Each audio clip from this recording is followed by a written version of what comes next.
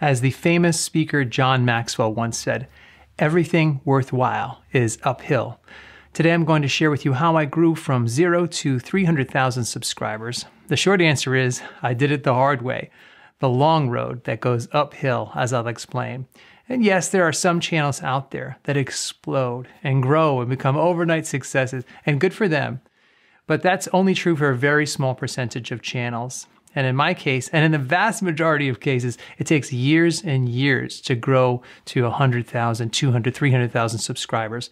I'll show you the timeline of how long it took me to reach those different milestones and how many videos it took me to get there. And whether you have your own channel or another type of big goal in your life, the basic principles that I followed for my channel can be applied to virtually any big vision you have for your life. In fact, feel free to share the vision that you have for your life in the comment section below. I look forward to reading that. I'll talk about this in terms of 5 key principles that helped me get from 0 to 300,000. First, I had a really clear picture, a vision for what I wanted. I'm a big believer in having a clear vision for my life. But mine was not really that unique. Like a lot of channels, I wanted to reach 100,000 subscribers. I saw online recently, though, that fewer than 1% of YouTube channels ever cross 100,000 subscribers. So I knew this was a big goal, and a big goal requires a big commitment. I told myself when I posted my first videos that even if I didn't reach that goal, I was willing to make videos for 5 years straight, even if the whole thing ended up being a big flop. I figured that it was going to take me 5 years to learn how to do this and do it well. And then anything between 0 and 5 years was all just learning and experience. And I never once second-guessed that 5-year window. So here's that journey. Everybody starts at 0 subscribers on YouTube. Everybody. So I posted my first video on May 31st, 2016. I made a big announcement on Facebook, and 24 of my personal Facebook friends subscribed on that first day. And I was so excited. I literally got out my calculator and I said, well, if I add 24 subscribers every day, then in a year, I'll have 8,000 subscribers. I was in for a big surprise and a shock. As you can see, there was almost no growth after that. This line shows how many new subscribers were added each day. Many days I got just 1 or 2 subscribers, and a lot of days I got 0 subscribers for multiple days in a row. But by the end of my first month, I had only 51 subscribers, and it took a total of 5 months to reach 100 subscribers. Of course, I immediately started to question whether or not I would ever get to 100,000, even in a million years. But things started to pick up. 11 months later, the channel crossed 1,000 subscribers, and a year after that, 10,000. Another 18 months reached 50,000. And in another year, reach 100,000. So in total, it took me 4 years, 9 months, and 14 days to reach 100,000 subscribers. I was totally blown away and beyond grateful. On most days, I feel like my wildest dreams have come true. Then it took me about 1 more year to go from 100,000 to 300,000 subscribers. So as of this recording, I've had my channel for a little under 6 years, and 2/3 of that growth has come in the last 12 months. It took me over 5 years on YouTube and over 20 years teaching college and consulting to become an overnight success. And I'm glad I committed to doing this for 5 years no matter what. If I had let my early results discourage me, I would have quit a long time ago. Second, I was consistent. My grandfather used to repeat this expression that my mother also says quite often. You can move a mountain a shovelful at a time. So I had this big mountain, this vision to create a successful channel, and each video is 1 shovel. It was my goal to post 1 video per week. And except for 2 vacations per year, summer and around the holidays that I take every year, I came pretty close to 1 per week. It took me 202 videos to reach 100,000 subscribers, and about 240 to reach 300,000 subscribers. It took me 5.5 years of posting videos to have what you might call my first viral video. I made a video reacting to Bill Gates in an interview, and that ended up getting several million views in just about a month. The success of that video was a big surprise, by the way. I collaborated on another video with another channel called Accurate English, and that one went viral and got 8 million views, and a lot of those people came and found my channel, so that was a really big help too. But none of those videos came easy to me. It didn't really feel like my progress was moving that fast for most of those 6 years. It felt more like I was being pulled back in a rubber band, and all those repetitions and finally flung the channel forward. I was trying to make what a lot of people call 1% improvements every single time. I felt like I was climbing up this long, steep hill every week. My skills are still not where I want them to be, but I feel like I'm moving in the right direction very slowly.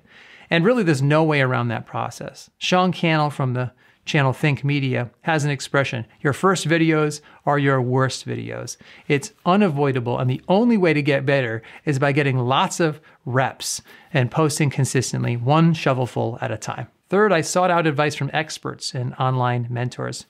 I've done lots of public speaking and consulting and teaching, but I didn't know anything about how to run a YouTube channel. There's a lot to it. There are hundreds of small little aspects to running a channel that collectively amounted to a huge body of knowledge I had no idea about.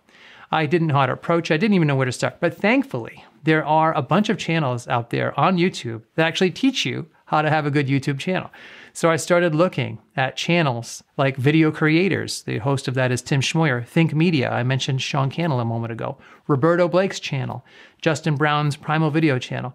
They teach you everything you need to know about your camera, your audio, your branding. And I had to learn those skills through mentors. There's no way I could have figured that out through trial and error on my own. I have always felt like an old dog learning new tricks running this channel. I can tell you honestly, none of this comes easy for me. You see the final version, but I'm not a natural video production editor and social media kind of guy. Still, if there's anything I have that we could call a superpower, I would say that my superpower is seeking out good advice and putting it into practice. Fourth, I learned to love the process. Some videos are successful when I put them out. Other videos completely flop and nobody watches them. But I really love almost every minute of scripting, my talking points, recording, editing, posting, answering comments.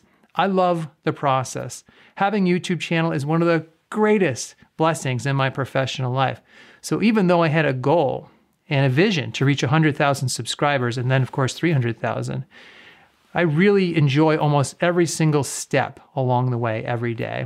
Even when the channel was very small, I enjoy the day-to-day process of running a channel, learning, adapting.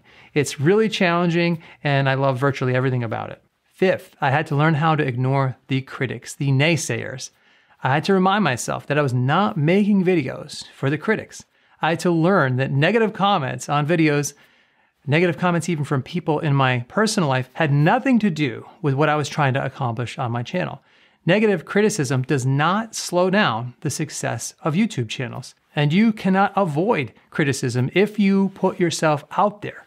I use the metaphor of a dumbbell.